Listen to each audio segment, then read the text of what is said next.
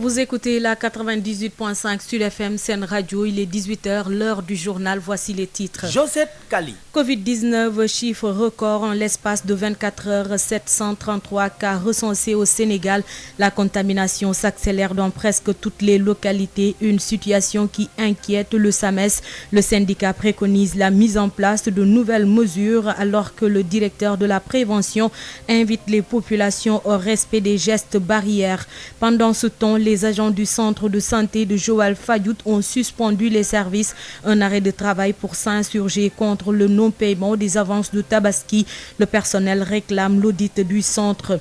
Élection locale du 23 janvier 2022, la Sénat installe une CEDA, commission électorale départementale autonome dans le nouveau département de Keur Massar pour renforcer son dispositif de supervision. Un scrutin avec un nouveau code électoral rejeté par l'opposition qui va introduire un recours en annulation au Conseil constitutionnel, une requête qui sera sans effet selon Alioune Tine, vous l'entendrez. Il sera l'invité de El Hadj Malick Ndiaye, fondateur de Afrikajom Center, estime que les cours constitutionnelles africaines se déclarent toujours incompétentes sur les questions politiques. L'actualité hors de nos frontières et la page des sports vont boucler ce 18h. Bienvenue à toutes et à tous.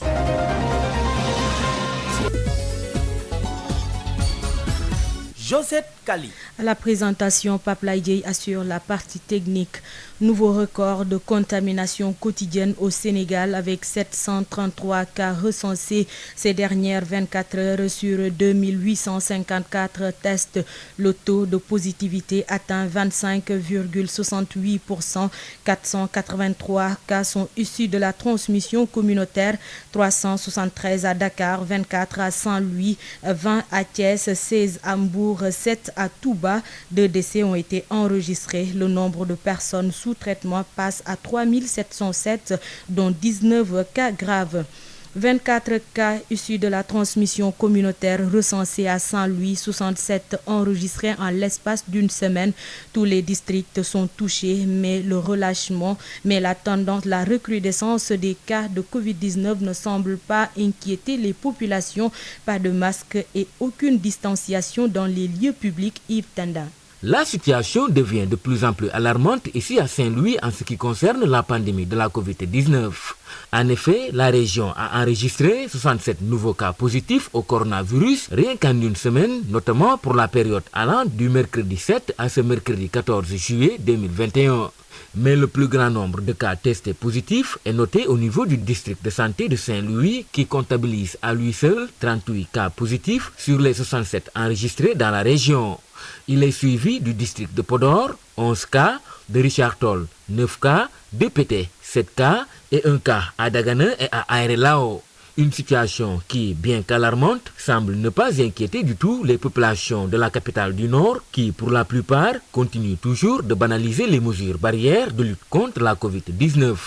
Beaucoup d'entre elles ne portent toujours pas de masque et c'est d'ailleurs le constat qui est fait au niveau des marchés, dans les bus et autres véhicules de transport en commun et même au niveau des grandes places ou de tout autre lieu de grand rassemblement.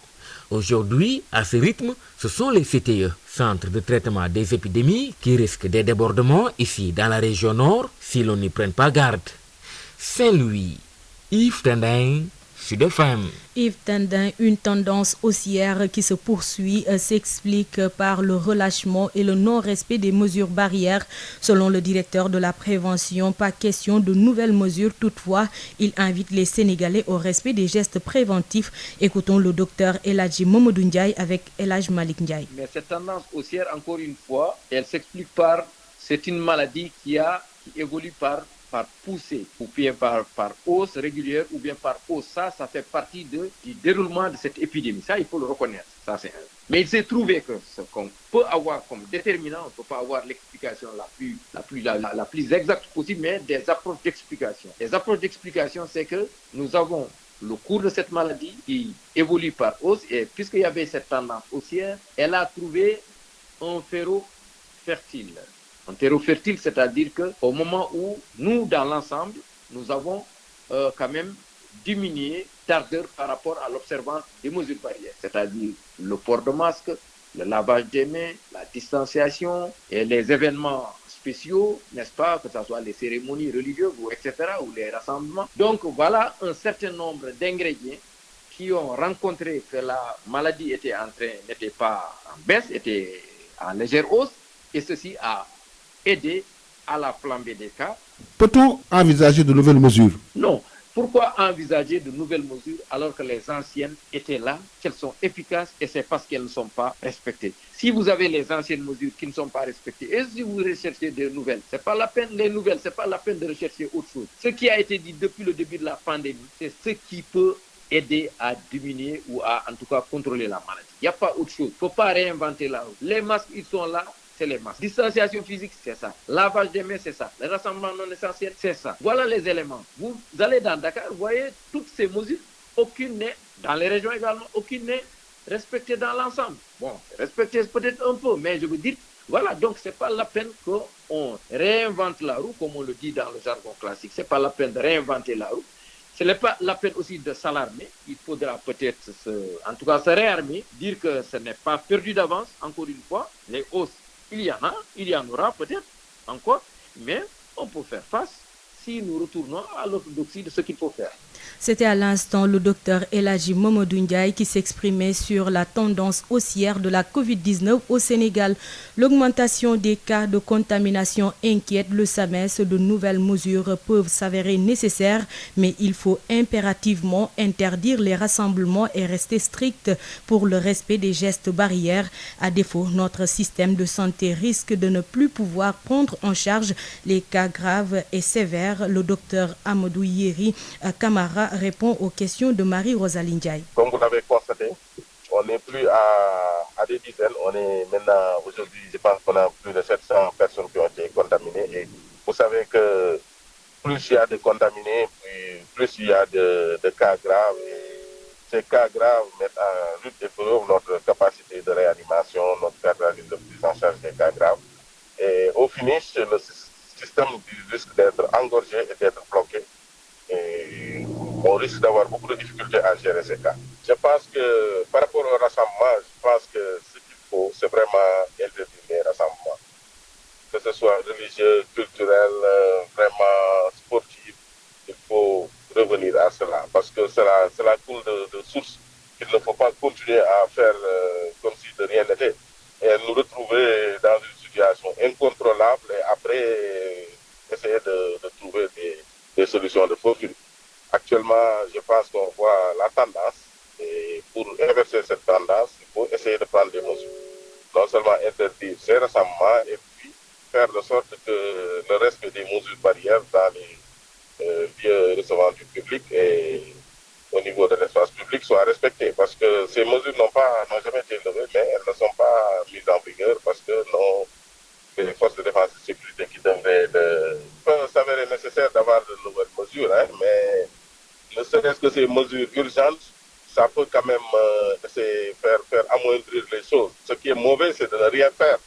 Nos services sont débordés et puis on ne fait rien, on fait comme si de rien n'était. Et puis, à part l'appel du chef de l'État, on n'a pas vu de mesures concrètes qui puissent matérialiser on ne devrait pas voir continuer, en tout cas, ces manifestations qui mettent en péril la sécurité des uns et des autres.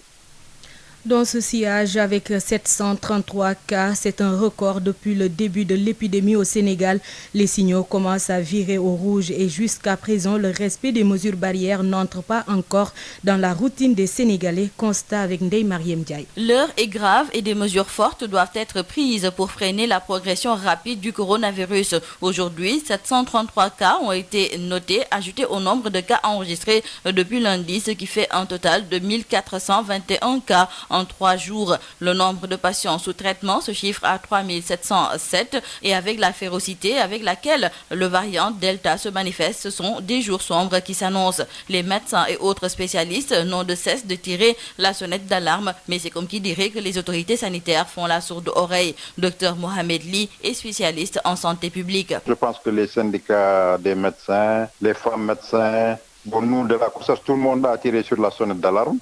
Quand on fait un peu le tour des hôpitaux, on se rend compte que c'est déjà plein.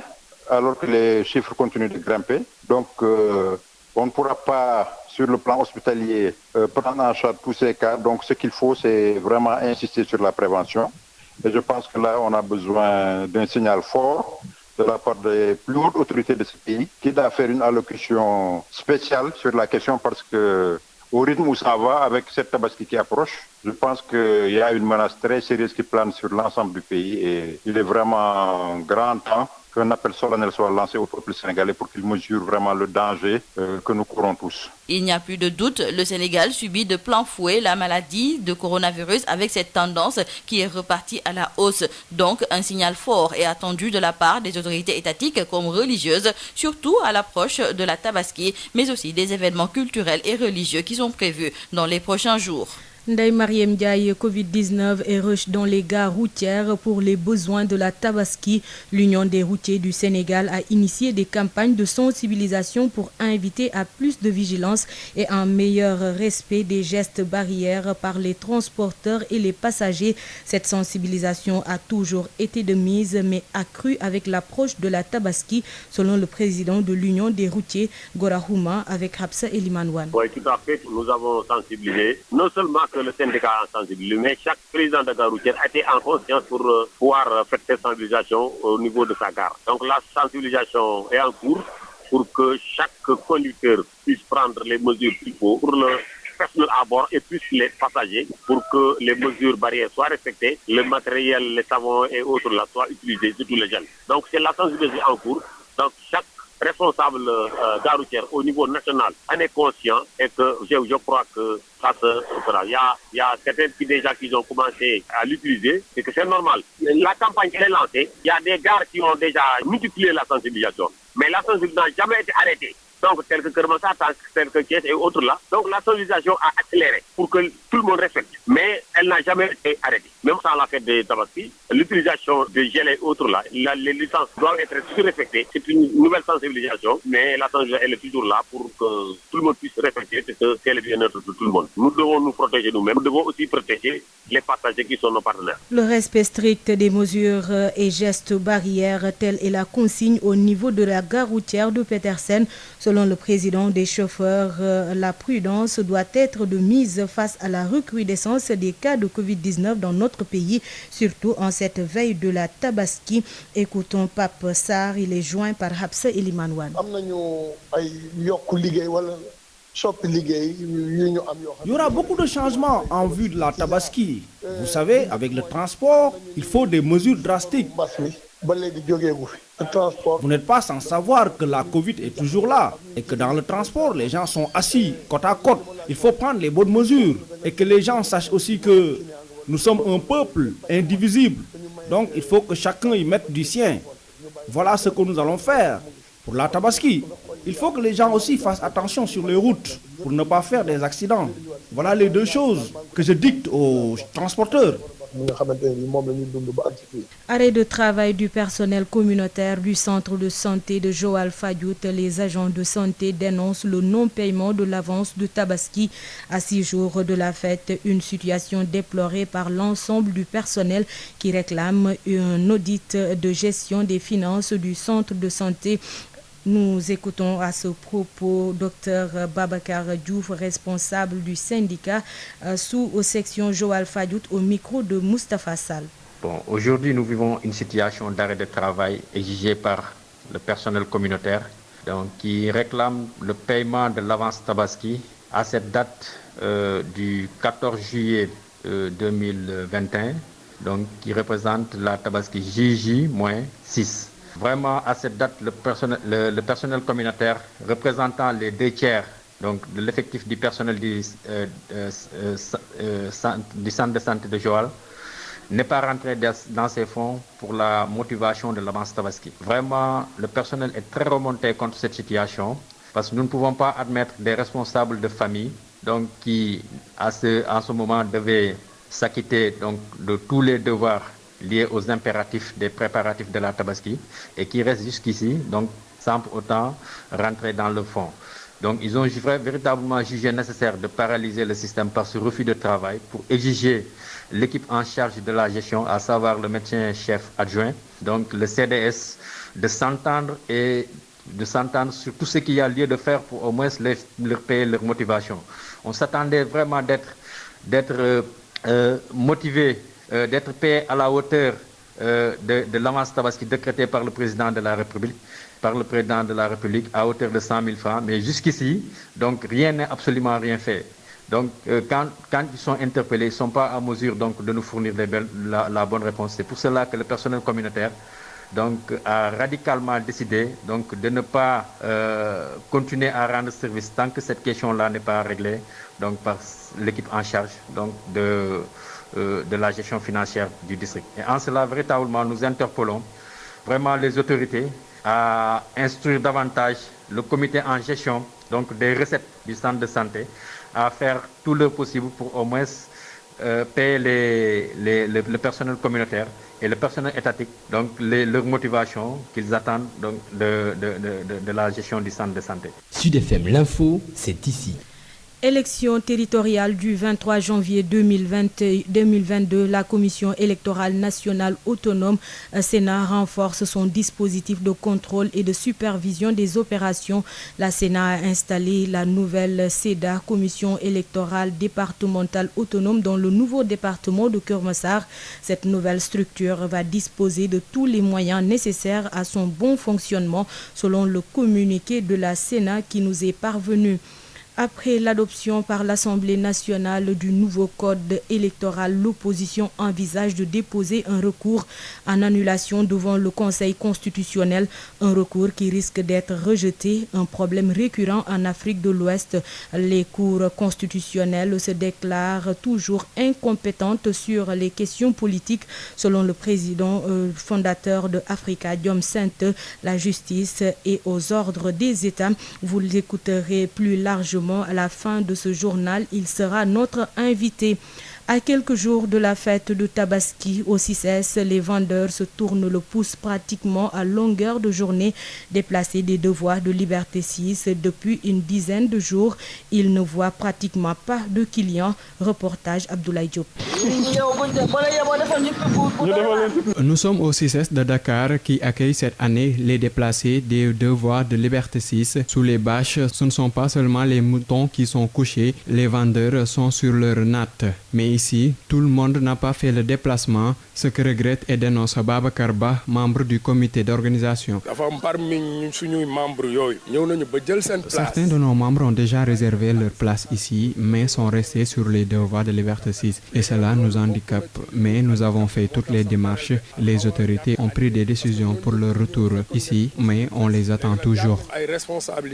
Ngaï Sandoba vient de Matam. Sécurité, eau et électricité, tout est sur place selon lui. Il ne déplore que l'absence de clients. Nous avons perdu nos clients qui venaient nous retrouver souvent à Liberté 6. On devait mettre une grande affiche sur la VDN. Mais ici, il y a la sécurité et tout, mais il ne manque que les clients. Ils ne sont pas encore là. Un cri de cœur qu'il partage avec Modou Faye et Adja Fatou. Cela fait 14 ans que nous vendons à Liberté 6. Cette année, nous sommes ici au CICES, mais on ne voit pas de clients. J'ai fait 15 ans ici et pour dire vrai, je ne vends que par WhatsApp. Des clients, on n'en voit pas. À quelques jours de la Tabaski, les points de vente se remplissent de moutons. Au CICES, les vendeurs rassurent, le bélier est accessible à toutes les bourses. Sud FM vous transporte partout au Sénégal et dans le monde. Sud International. Hors de chez nous, le bilan s'est alourdi en Afrique du Sud avec au moins 72 morts dans des violences et des bousculades et plus de 1200 personnes ont été arrêtées. Les pillages sont toujours en cours même si un calme précaire règne dans le pays. Au Mali, l'abbé Léon Dougnou a été libéré mardi dans l'après-midi. Le curé du village de Ségué dans la région de Mopti avait été enlevé le 21 juin dernier, il y a 3 semaines et demie, alors qu'il voyageait en compagnie de 4 autres fidèles chrétiens. C'était à proximité de la ville de Bandiagara. Kosafa Cup, le Sénégal premier de sa poule après sa victoire 2-1 face au Malawi. Nous écoutons à ce propos Joseph Koto. Bon, vraiment, je suis très content aujourd'hui de sortir premier de notre poule. parce que c'est sûr que personne ne s'y attendait au départ. Mais bon, je pense que quand même maintenant les gens commencent à me connaître. Moi, je suis un compétiteur. Quand je vais dans une compétition, j'y vais carrément pour donner le maximum de nous-mêmes et puis pour avoir de bons résultats. Donc, c'est comme ça qu'on a mis en place le groupe de jeunes joueurs, très jeunes joueurs, qui sont issus des 2e, 3e division et puis quelques joueurs peut-être de première division. Mais tous les joueurs au Sénégal se valent. Tous les joueurs sont bons. Mais je pense qu'il y a un discours c'est un discours qu'il faut à ces joueurs. Vous avez entendu comment on parle les joueurs, pour les booster et pour leur donner plus de force pour se défendre dans le pays, dans les matchs. Je pense qu'ils l'ont compris. Et aujourd'hui, chacun d'eux avait envie de montrer quelque chose, de prouver pourquoi on l'a convoqué dans cette équipe-là. Et vraiment, je suis très content de la prestation des joueurs. Sud FM, l'invité du jour. Il s'agit de Alioune Tine, président fondateur de Africa Jom Center, qui répond aux questions de El Hadj Malick Ndiaye. Nous sommes avec Alioune Tine. Bonjour. Bonjour. Vous êtes le président fondateur de Africa Jom Center. Alors, le projet de loi a été adopté à l'Assemblée nationale. L'opposition qui a décidé donc d'introduire un recours en annulation. Alors, est-ce que ce recours a des chances d'aboutir? Écoutez, très difficile à dire, parce que de plus en plus, les recours qui sont déposés par l'opposition auprès des cours constitutionnels ou conseils constitutionnels, en réalité de la justice constitutionnelle, ont rarement des chances d'aboutir en Afrique de l'Ouest et surtout dans les pays francophones. Ça, il faut le remarquer que nous avons une crise surtout sur la question des contentieux politiques, d'une possibilité de règlement de crise autant par la justice pénale que par la justice constitutionnelle en Afrique de l'Ouest. Ça aussi montre que là où nous avons des problèmes dans la crise de la démocratie, c'est justement une justice impartiale et indépendante, complètement affranchie des fourches codines de l'exécutif. Alors, est-ce que cela rassure dans une démocratie? À chaque fois que l'opposition introduit un recours, le Conseil constitutionnel se déclare toujours incompétent.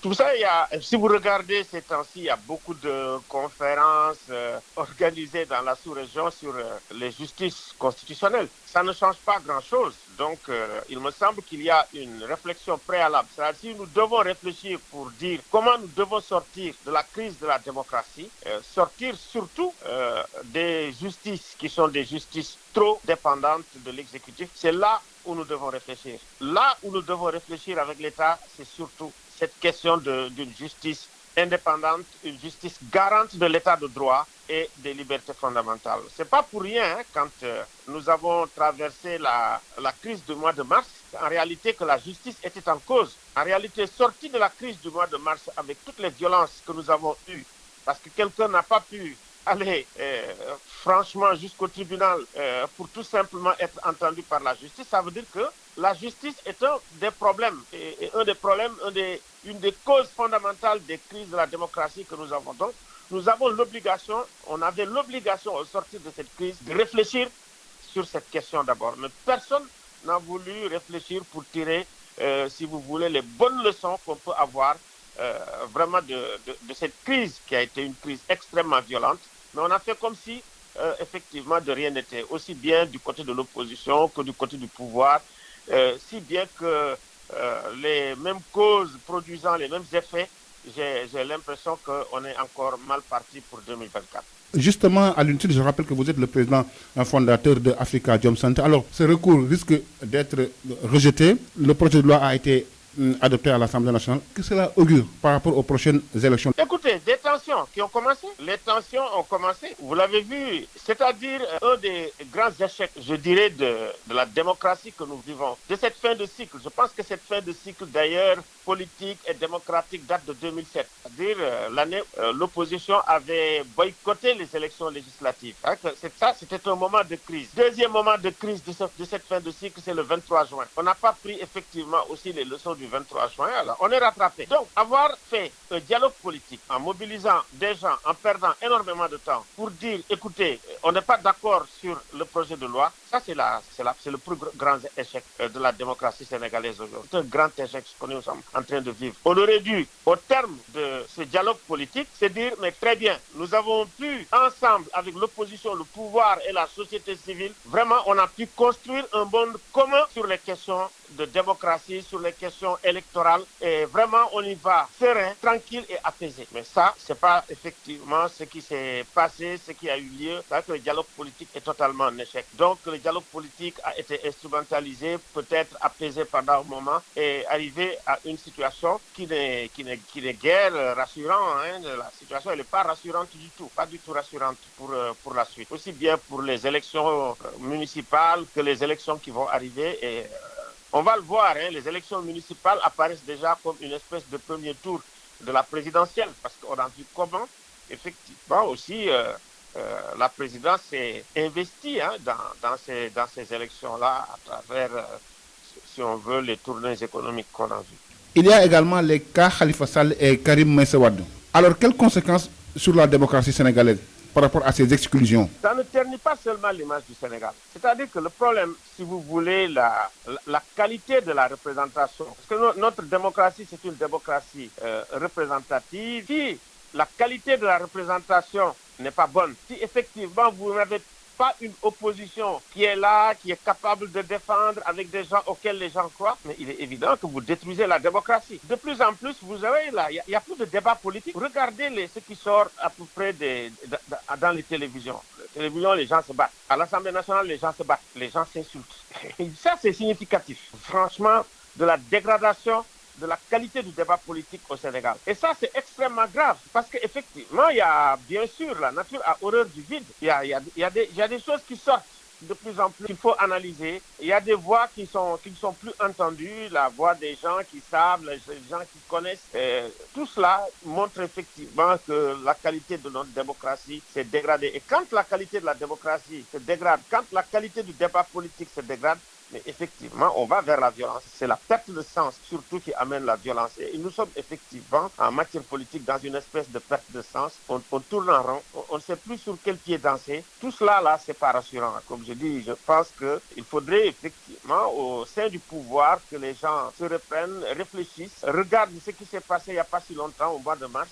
On a failli frôler la catastrophe. Au niveau de l'opposition aussi, que les gens réfléchissent. Mais la responsabilité des gens du régime aujourd'hui, c'est cette responsabilité qui est écrasante par rapport à la situation actuelle. On a connu des situations comme ça, extrêmement difficiles, mais on a connu également des leaders politiques et des présidents qui ont été capables de voir comment il faut gérer les choses pour surtout sauver le Sénégal. Sauver le Sénégal, c'est effectivement garantir sa stabilité, aller vers des élections apaisées et faire en sorte effectivement que les promesses qui sont faites soient des promesses tenues. Si on met un dialogue politique en place, c'est pour aboutir effectivement à un consensus. Si on n'aboutit pas à un consensus, ça veut dire tout simplement que vraiment on aura échoué. Et ceux qui effectivement ont initié le dialogue politique doivent se dire effectivement qu'on a échoué. Pour reprendre, la grande question, c'est la réflexion sur le pouvoir en Afrique. Dès qu'on arrive au pouvoir, on a l'impression effectivement qu'on fait tout pour le garder, pour le contrôler, pour contrôler la succession et tout. C'est tout à fait normal, mais il faut un minimum d'éthique, et puis il faut effectivement qu'il y ait des frontières, qu'il y ait des limites, qu'il y ait des lignes rouges à ne pas franchir. Mais quand on franchit les lignes rouges, effectivement, on va vers la violence. J'ai comme l'impression qu'on a franchi des lignes rouges ces temps-ci. Alioune Tine, je vous remercie. C'est moi qui vous remercie. Je rappelle que vous êtes le président fondateur d'Africa Jom Center. Sud FM, chez vous, à tout instant. La B6, Banque internationale pour le commerce et l'industrie du Sénégal. La B6, la banque d'un monde qui change, vous offre le journal de l'économie. Bonjour, le Comité national des négociations commerciales internationales s'est réuni hier mardi. Cette rencontre s'inscrit dans un contexte où se profilent des orientations majeures, rappelle le ministre du Commerce en charge des PME, Assom Aminata Diatta. D'abord, la réunion ministérielle de l'OMC du 15 juillet prochain sur les subventions à la pêche, mais également la prochaine conférence de l'Union africaine prévue en octobre 2021 qui va statuer sur les progrès réalisés dans le cadre de la zone de libre-échange continentale africaine. Il fallait pour l'OMC établir des règles visant à prohiber les subventions qui menacent la durabilité de la pêche. Le secteur de la pêche constitue un secteur névralgique de l'économie sénégalaise. Elle représente 2% de notre PIB et plus de 237 milliards de recettes. 1 600 000 personnes vivent du secteur de la pêche. Tenant compte de cette importance du secteur pour l'économie sénégalaise, il reste évident que le Sénégal doit être à l'avant-garde dans le cadre des négociations à l'OMC pour discipliner la pêche. Malgré les contraintes, les membres de l'OMC ont beaucoup progressé dans les négociations, permettant ainsi d'entretenir l'espoir de voir à l'occasion de la 12e conférence ministérielle de l'OMC prévue en décembre 2021 la conclusion d'un accord équilibré et bénéfique pour tous. L'avènement de nouvelles règles de l'OMC sur les subventions à la pêche aura toute une série de conséquences sur les politiques publiques de beaucoup de PMA. Ces pays seront appelés à se décider efficacement sur des points importants portant notamment sur les modalités d'application des subventions à la pêche illicites, non déclarées et non réglementées. En ce qui concerne la zone de libre-échange continentale africaine, les échanges commerciaux ont été lancés officiellement depuis le 1er janvier 2021. Malgré ce démarrage et l'engouement que ces échanges ont suscité pour les populations africaines, les échanges demeurent encore timides à ce jour. Au niveau national, plusieurs initiatives ont été prises afin de préparer et accompagner la mise en œuvre de la zone de libre-échange continentale africaine. Mais tout ce travail ne peut produire des effets que si le secteur privé s'approprie les résultats de ces négociations. Le journal de l'économie, c'est fini. Merci de votre fidélité. La B6, Banque internationale pour le commerce et l'industrie du Sénégal. La B6, la banque d'un monde qui change, vous a offert le journal de l'économie.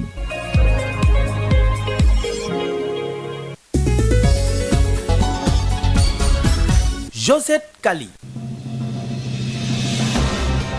À 18h passées de 32 minutes, c'est la fin de ce journal. Tout de suite, le rappel des grandes lignes. Covid-19, chiffre record en l'espace de 24 heures, 733 cas recensés au Sénégal.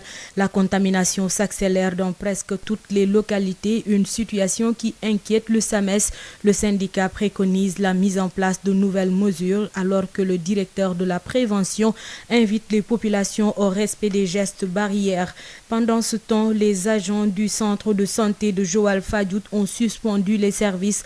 Un arrêt de travail pour s'insurger contre le non-paiement des avances de Tabaski. Le personnel réclame l'audit du centre.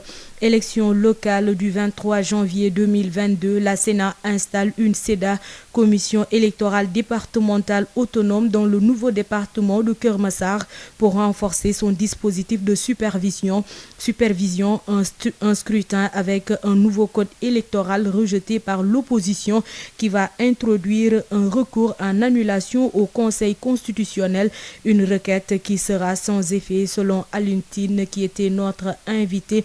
Le fondateur de Afrikajom Center estime que les cours constitutionnelles africaines se déclarent toujours incompétentes sur des questions politiques. L'actualité hors de nos frontières et la page des sports ont bouclé ce 18h mise en onde par Pape Laïdjei.